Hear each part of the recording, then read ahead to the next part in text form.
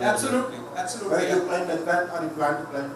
No, I mean, we are playing, right? It's not. See, the KFC, McDonald's, and nothing against them, but let's say processed fast food chains, their level of consistency is arrived at by focusing on the entire supply chain. They're saying we want potatoes from the same field. We want people who will make the patties out of the same plant. We want them to use our standards, so on and so forth. So forth. What do you feel the chicken also? Yes, that's true. But that's not the approach that we have. One of the fundamental things that we believe as a brand is that the consumer wants an authentic product which is 100% natural. And when you're going after 100% natural things, there is a nature-driven inconsistency that will come in. A ginger produced from Delhi will differ from Hyderabad and from Bangalore. Even in Bangalore, depending upon where the ginger is coming from, it will vary. Depending upon the time of the year, the quality of ginger will vary. We don't want to kill ourselves solving that problem. Human element which makes this the tea. That is a function of training, as I said. That's a big focus. Yeah. So there's not an absolute level of consistency. There's no such thing. If you go to most of the cafes, you will see bottles at the back. They call, there's a certain brand, and you just punch the bottle to get the flavor. And you say, give me strawberry, then punch the bottle and you will get a liquor. And they'll add to it, right? When you say lemon, they'll add lemon concentrate. We took a very conscious call that we are going to use 100% natural ingredients wherever possible. So our ginger is actually fresh ginger. We take it in about 9 tons every month, which goes across the store. We don't use lemon concentrate, we use actual lemon, which are again delivered, and we procure in tons a month across the stores where people freshly squeeze them empty. So the point I'm saying is consistency is super important, but not at the cost of our principle of using, as far as possible, 100% natural resources. Apart from chai, you are going for some other sandwiches and samosa also. Yes, yeah. So our focus is on consistency in a big way. So all the samosas, we don't make them, but the recipe is ours. They are made by weight. If there are changes, we want to introduce changes all across. We're going to have one more last question and then wrap it up. Yes. Yeah, you were talking about the experience marketing here. How do you track them? What are the metrics you use? NPS, Net Promoter Score. That's the only thing. That's not the only thing. That's the single most. And because just tracking this metric itself is a big challenge. Right? If somebody is placing an online order, he'll be very happy to give NPS. What about every customer who's walking into the store? That involves investment on our side on a lot of interfaces in the store, which we are in the process of doing. What about the customers who are using our dispensers in offices? Right? The corporate may give us an NPS score, but what about its tens of thousands of individual employees who are actually taking our chai or filter coffee for that matter? We do filter coffee also inside corporates. What about their NPS? Right? So we don't want to complicate our situation by looking at too many metrics. We firmly believe less is more. We have low tolerance for bullshit, frankly. So we try to, because even if we try to, it gets very complicated. So we are just saying NPS. Go after NPS, figure out ways to get NPS, and let's see. Not to say that other metrics are not relevant, but what is the single most relevant metric to NPS? Last question. With respect to customer service. Sorry? With respect to the customer service, the quality of service is very important. But what about the service recovery? What about the? Service recovery. Something else has gone wrong. The customer is not happy. How can you reach out the same customer and maintain that? So that's a big part of our customer experience. We screw up a lot of times. And chai is also a very emotional thing. Somebody orders from us, gets bad chai, we have trouble on our hands. Right? So we built up a set of practices and processes to actually do that. So there is a separate customer experience team. We try to engage, and we are investing in that a lot. Right? On the customer. We have a very senior person who is head of customer experience for us. Right? She, 10 plus years of experience from 5-star, one of the biggest 5-star properties in the country. 4 or 5 years in one of the biggest MNC, food and beverage brands, and she was the CEO herself. So we have invested on that a lot, and we are now going down at a technology level to make sure that we are able to engage with that customer. Customer, starting point for us is customer, right? I mean, it's very, very important. Can you elaborate on steps of the service delivery, for example, let's say, meeting the customer? So somebody is upset. First of all, get to know that he or she is upset. Understand why he or she is upset, right? Verify, share the corrective measure, communicate back to the customer, and in rare cases, not always, delight the customer, either in terms at the time of the next order or as a surprise gift. Whatever I just said, we made processes around it, and our goal is to make sure that we are able to scale these processes. Thank you so much. Thank you so much. Thank you so much. On behalf of BHIVE, we have a small token of appreciation. So it's a pot of gold for your golden words. Thank you so much.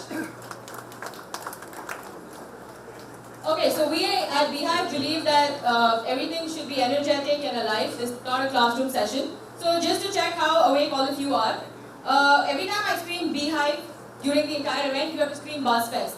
Okay? Can we try this once? Ready? BHIVE! Louder, okay? Once more. BHIVE! Awesome. So those who are not awake, go out, get your coffee, come back, but don't sleep through the session. Okay? Cool. So, just a quick word. So I'm pretty sure all of you all may or may not know the person sitting to your right or left, right?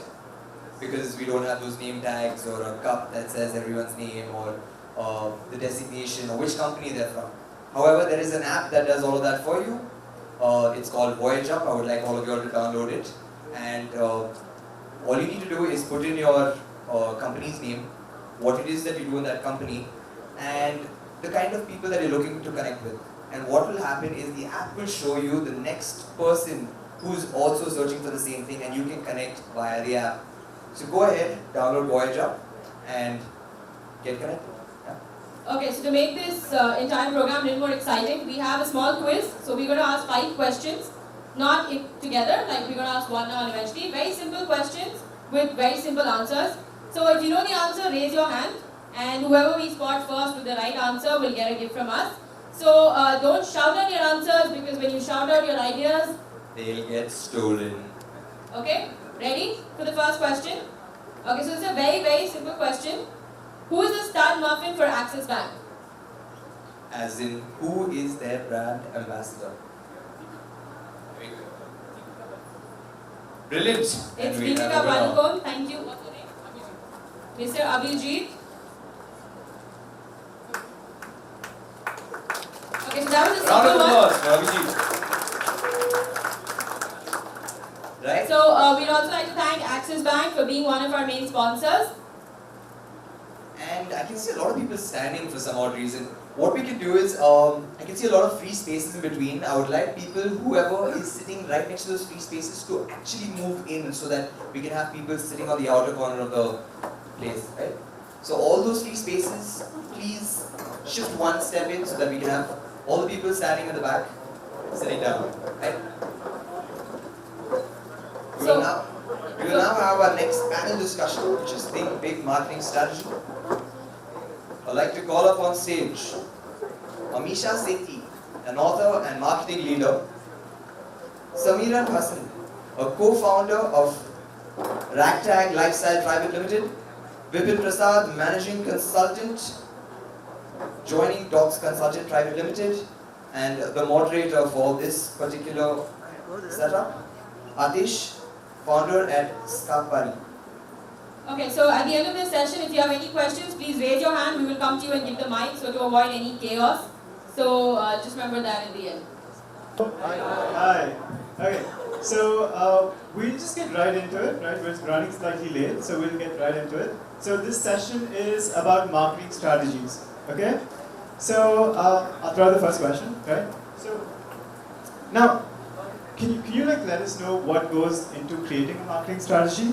Because how do you basically go around designing it? Because if you look at today's market, right, you have so many different channels that you don't really know what to focus on, right? So the challenge today is to focus on the right channel, right? So how would you go about it? I'm just going to take it from where something that I've always enjoyed doing is really creating brands from scratch. And I think the first thing that's not going to cost anyone any money, because I know that's the first question everyone thinks marketing is this big sort of money guzzler, is really sort of figuring out who you are, what differentiates you from competition, and what kind of consumer you really want to talk to. And there are a couple of simple things that I took help from very early in my career. One of them is a Bible I still use, which is David Arker's Building Strong Brands. Very, very simple. I mean, there's a lot of marketing jargon out there that you can get confused with, but a handful of very simple questions that he forces you to ask yourself. And if you're able to get the answers to that and consistently sort of deliver to that, that's one. Another very simple tool is really being able to answer the why for your business, right? And this is another very simple tool. There's a video you all can download and a book by Simon Sinek called The Golden Circle, right? And the Golden Circle is 3 concentric circles. Right in the center of the circle is the why of your business, then the what of the business and how you're going to deliver it. Unfortunately, most companies, and it's not just startups I'm talking about, but the largest companies across the world, are very, very good at answering the what and the how, but very few really know the why. You know, companies like Harley Davidson, like Nike, like Apple, they're very, very clear on why. And when you answer that why, that really is the philosophy of your business, why you're doing what you're doing, why you're serving the customer you're serving, and why are you delivering to him the way you want to deliver. Getting that right, starting with that is really the beginning of The why is the most important. your marketing strategy. Yeah. Right. I'll just add a couple of points here. Like Simeran spoke about the why piece of it. I think one good acronym that everyone could remember is something called as POEM, right? Which is the usage of paid media, own media, and earned media, right? So from a startup standpoint, if you really look at it, it's critical to use the own media and the earned media. So what is this own media, right? Our own website, the blogs, the social media posts, so on and so forth. And when you talk about earned media, see if you can get some of your customers to advocate this for you, or get public relations working for you, talk about endorsements from people. So those are things that one could look at in the starting stages. Right. So now, you have different kinds of marketing strategies for different stages of a company's growth cycle, right? So like most of this crowd would be startups, right? But the kind of strategies that they would use versus someone who's at a scaling up level are going to be quite different. So could you guys go into more detail as to how it would be different? I honestly have a different opinion on that. I don't think your strategy is different. The kind of money you have and what you throw your money behind is different, right? But as I was sitting here, I was just looking at all the logos that are here, and each logo is so different. Each logo immediately tells you what kind of company this is. What kind of a brand, what is the personality. You have a brand and a logo that says Misfits, right? Just the choice of that name doesn't cost you money, but it says something, and the kind of colors they've used on the logo, the kind of characters that are, that's where marketing begins, these choices that you make there, right? In today's day and world where I can go and put up a brief online, I can have people from around the world for as little as 5,000 rupees creating a logo for me. But what's more important is, what am I briefing that designer? What does he need to recreate in graphical form?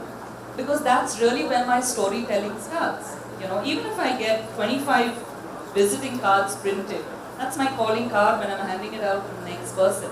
What is that visiting card saying? So many people pay so little attention to this. In the same way, if you're going to start looking at everything now, a large company will say, okay, budget for my card is 12 rupees per card. The rest of you may say, 2 rupees 50 paisa. But it's not about the paper or the number of cards you print, but what are you printing on that card? It doesn't matter whether you're using an expensive ink or not. So I don't believe strategies change at all. Your thinking has to remain the same. Right. You may choose to do some things for a longer period of time because they cost less money, and by the time I reach a TV campaign, I'll probably be 5 years versus 2 months in a larger company. But that's about all. Today you can create fantastic sort of low-cost digital films and put it on YouTube. Yeah, just to add on here, I think what you're asking is also valid. That how do you differentiate between a startup who doesn't have any visibility for now, and you already have an established brand. Where yes, there is a sustainability, there are customers coming and transacting, there is a little bit, even if it is a little bit of revenue which is flowing in. When you are starting, and any start of business, the fundamentals of marketing, the fundamentals of brand marketing, fundamentals of business don't change. And I say that in every forum that I go. A startup is a new coined word right now. There were companies starting since last 120 years and 200 years. Yeah, sometimes it was entrepreneurs. My dad had a business which is like 45-year-old, and he calls it Mera Apna Dhanda. Okay, it's his dhanda, right? So it doesn't matter. It just doesn't matter. What matters is your few things when you're starting a business. Number one, how do you want to position yourself in the market, which she also touched upon. What is your differential value?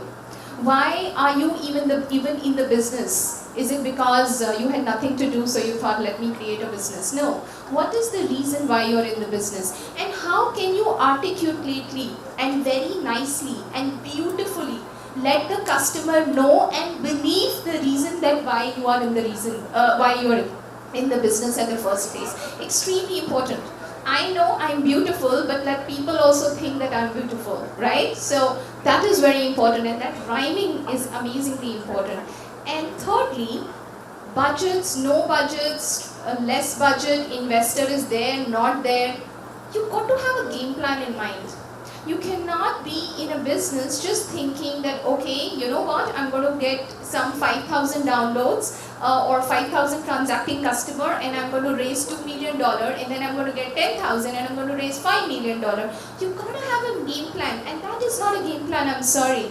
Your game plan is that in a horizon of 3 years, I want to achieve certain things with or without money. With whatever resources I have, I'm going to reach at this place. If I get money, if I get investment, if I get somebody giving me blessings, awesome. If I don't, then yes, I have a backup plan. And I call it plan A, plan B, plan C, plan D. So got that right. And I think that is the fundamentals. And one more point on marketing. Marketing is extremely confusing for most of us. We all think marketing is that, okay, you know what, I'm going to push aside a budget of 20,000 USD, 5,000 USD, $1 million, and I'm going to hire a nice person out there who will do some marketing for me. Please do some digital also. And you know what, how good are you in social media? No. That's not marketing. Marketing is that I have a brand and I have certain goals. How do I communicate to those customers, to those people, and how do I achieve those short-term goals in a horizon of 2 months, 3 months, 6 months, 1 year? That is marketing. How effectively and what communication mediums I use? Word of mouth is one communication medium, but you cannot rely on viral marketing. Like today, everybody is like, oh, let's do some viral marketing. Yes, WhatsApp got successful. Yes, we all believe in it. Uber is successful. Yes, we all believe in it. But not all brands get successful with viral marketing. So I think these are few things that we got to keep into our consideration. That's a fair point. Do you have anything to I'll add? just add one thing, like both of them mentioned. Earlier Michael Porter said, the essence of strategy is about choosing what not to do rather than choosing what to do.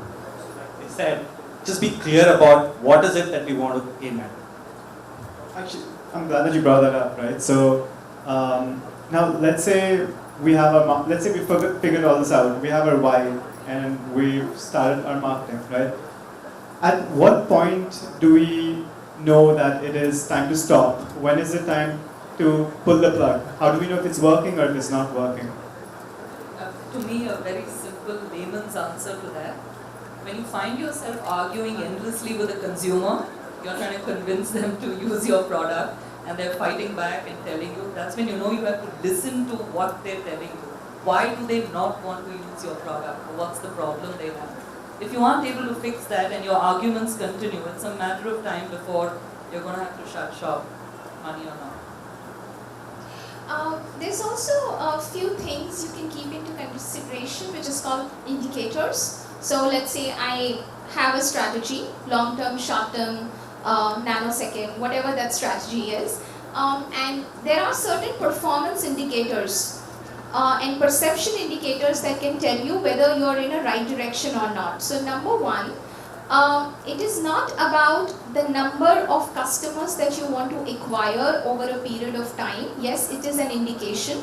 But for any marketing strategy, and I'm purely talking marketing right now, let's say, and let's talk tactical. Let's say you created a campaign and you've invested 100,000 USD or whatever, 1 lakh rupees in promoting and doing all kinds of stuff around that campaign. You got to understand that that while, let's say, your campaign duration was, let's say, 5 months or 3 months, or let's look at 2 months as a hypothetical example. Let's say on day 15th, you're not able to see any positive trend, or even if the needle even going slightly up in terms of your key matrices, then it's a point where you should just take the stock of the situation and maybe change gears. Number two, again, very important indication. So this was performance indication. The second big indicator is your own hunch and perception building. In marketing, perception is extremely important because it's a nice marriage between qualitative and quantitative matrices. You can't, like, if I come up with a campaign with Shah Rukh Khan, I can't really, within like 10 days, I can't see what is the result in